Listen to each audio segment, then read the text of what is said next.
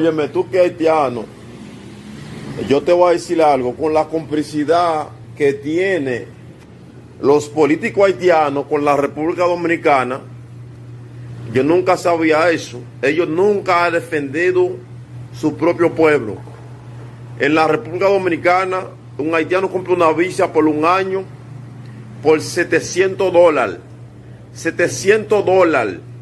Y él tiene que pagar todos los meses 130 a $120 simplemente para él chequear esa visa, para él salir del país para Haití, chequear y volver a entrar para la República Dominicana de nuevo. Es un abuso. Es un abuso. A ningún país del mundo, a ningún ciudadano de ningún país del mundo le hace eso. Simplemente le hace eso a los haitianos. Y hoy en día, de tanto dinero que estamos quitando, macuteando en la costilla de los haitianos, estamos diciendo que los haitianos no sirven, los haitianos no prestan, los haitianos son idiotas, los haitianos son burros. Pero ¿por qué le quitamos tanto dinero a ellos? No lo queremos allá en RD, porque ellos son ladrón, son sucios, son grajosos. Pero ellos no van a tener dinero para quitar su grajo, porque si lo poco que ellos tienen, cuando nos los atracamos la policía, los atracamos los civiles, los atracamos los delincuentes.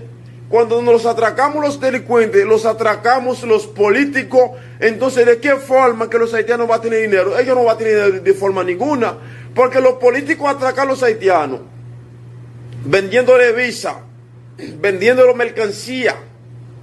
Es un atraco, es un asalto, es un robo. Los políticos de Haití lo atracan de nuevo.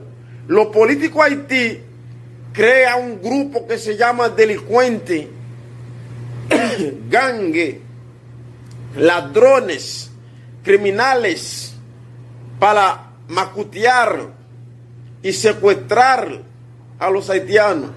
En RD le vendemos una visa por $700.